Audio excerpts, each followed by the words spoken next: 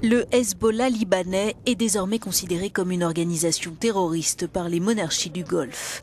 Arabie Saoudite en tête, les 6 membres du Conseil de coopération du Golfe, tous dominés par les sunnites, ont accusé le mouvement chiite pro-iranien d'incitation au chaos et à la violence dans le Golfe.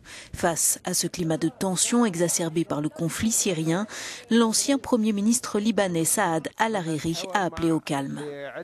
Nous devrions parler avec ceux avec qui nous avons un problème. Nous devrions parler avec le Hezbollah.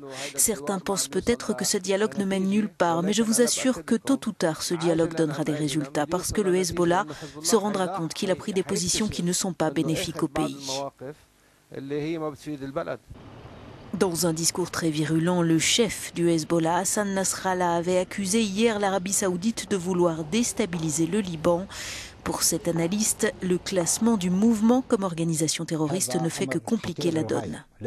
C'est très dangereux parce que la question est de savoir comment les pays du Conseil de coopération du Golfe traiteront avec le gouvernement du Premier ministre Tamam Salam, gouvernement qui coopère avec un mouvement désormais classé comme terroriste, alors même que ce mouvement a 2 ministres dans le gouvernement libanais.